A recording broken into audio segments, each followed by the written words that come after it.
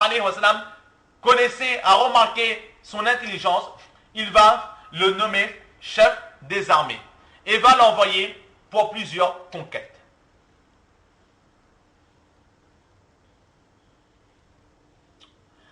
Après cela, après le décès du saint prophète sallallahu alayhi wa sallam, Hazrat Abu Bakr Siddiq radiallahu ta'ala an, tout comme Hazrat Omar radiallahu ta'ala an, ou encore Hazrat Osman radiallahu ta'ala an, garderont Hazrat Amr ibn al-As radiallahu ta'ala an comme un des chefs des armées et l'enverra faire des conquêtes. Au moment où Hazrat Abu Bakr Siddiq radiallahu ta'ala an était confronté aux personnes qui refusaient de donner, de payer la zakat, alors Hazrat Amr ibn al-As radiallahu ta'ala an a combattu aux côtés de Hazrat Abu Bakr Siddiq radiallahu ta'ala an.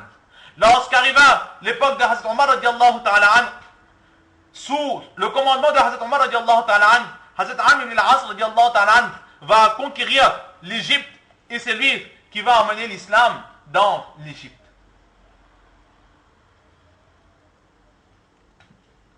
Ensuite, il restera le gouverneur de l'Égypte jusqu'au décès de Hazrat Omar radiallahu ta'ala an. Lorsque Hazrat Osman radiallahu ta'ala an sera au pouvoir, il sera toujours gouverneur de l'Égypte durant 4 ans. Ensuite, pour une quelconque raison, Hazrat Osman radiallahu ta'ala an le destituera de ce poste. Il ira donc aller habiter en Palestine. De temps en temps, il viendra à Madina Munawwara et il reprochera toujours à Hazrat Osman radiallahu ta'ala an le fait de lui avoir enlevé ce poste de gouverneur. Ensuite, lorsque Hazrat Osman radiallahu ta'ala an sera fait shahid, sera fait martyr, il reviendra en tant que gouverneur sous les ordres de Hazrat Muawiyah radiallahu ta'ala an. Donc, très rapidement, nous voyons qu'il était, par rapport à son intelligence, par rapport à sa vision des choses, tous les chefs musulmans qui étaient en place, tous les Amirul Mu'minin, ont toujours placé Hazrat Amr ibn al-As radiallahu ta'ala an en tant que chef des armées ou en tant que gouverneur par rapport à son intelligence et à la confiance qu'il avait en lui. Hazrat Amr ibn al-As radiallahu ta'ala an était quelqu'un de très courageux. Il utilisait une certaine teinture pour ses cheveux. Il est décédé le jour de Eid, ou plutôt la nuit de Eid, en Égypte. C'est son fils Abdullah qui va faire son namaz janazah. Il sera enterré dans un endroit appelé Muqtim. Et après avoir prié le namaz janazah sur lui, sera fait le namaz de Eid. Et son fils prendra sa place, là où il était gouverneur, pendant un certain temps.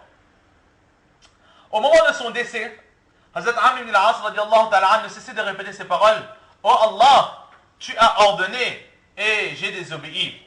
Oh Allah, tu as averti, mais je ne me suis arrêté. » Ensuite, il va poser sa main sur ce cœur. Il dit « Oh Allah, nous n'avons pas de force. Je n'ai pas de force. Donne-moi ton aide.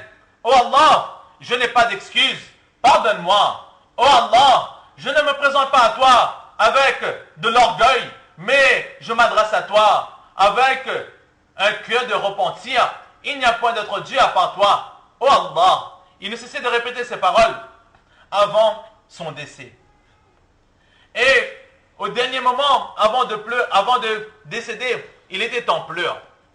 Et les personnes présentes, son fils Abdullah, Hazrat Abdullah alayhi rahmat, dit « Oh père, est-ce que tu peurs par crainte de la mort ?»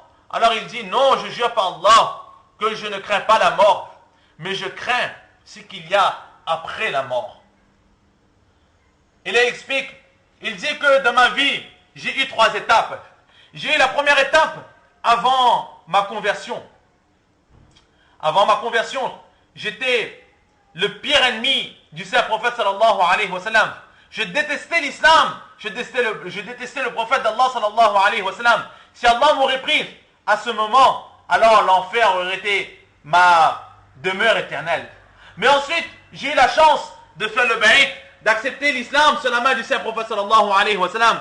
Je suis venu parmi les personnes ayant le plus de pudeur, le plus de respect pour le saint prophète sallallahu alayhi wa sallam. Si Allah m'aurait pris à ce moment, alors très certainement tout le monde aurait dit bonheur à Amr, il a accepté l'islam, il est mort sur la réussite, il aura certainement le paradis.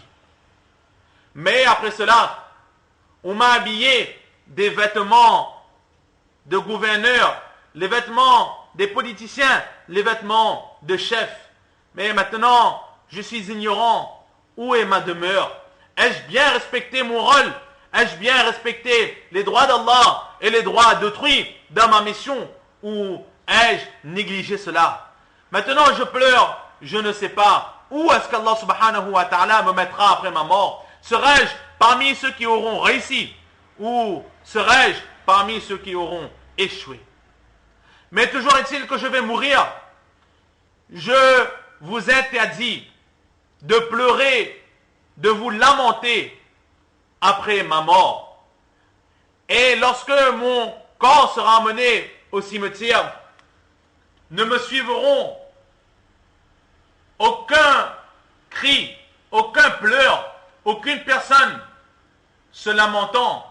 Et je ne veux pas non plus que derrière mon janaza soit emmené les feux. Il n'y aura pas de feu derrière mon janaza. À l'époque, ils avaient cette habitude, lorsqu'une personne décédait, alors on appelait volontairement des femmes qui se déchiraient les vêtements, qui se blessaient volontairement en se lamentant, « Ouah, cette personne est partie, qu'allons-nous faire, etc. » Et lorsque le corps était emmené pour être enterré, alors, même jusqu'à aujourd'hui aussi, nous voyons des personnes qui marchent avec des chandelles, avec des bougies ou avec du feu pour montrer leur désolation. Cela est strictement interdit, haram en islam. Et Hazrat Amr ibn al-As, il a justement interdit cela pour lui.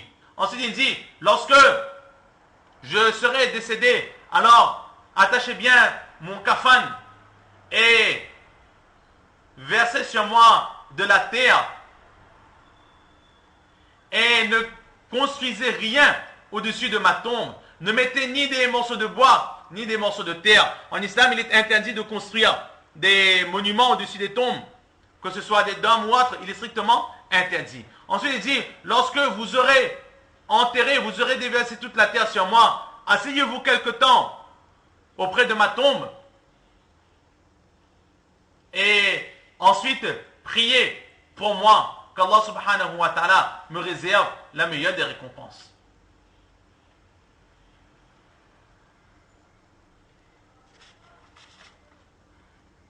Et de Hazrat Amr ibn al-As radiallahu ta'ala, son fils Hazrat Abdullah, Hazrat Abu Osman al-Nahdi et Hazrat Ubaysa ibn Zuwayb et d'autres tabi'in relatent des hadiths. Donc Hazrat Amr ibn al-As radiallahu ta'ala est donc un éminent compagnon du saint prophète sallallahu alayhi wa sallam.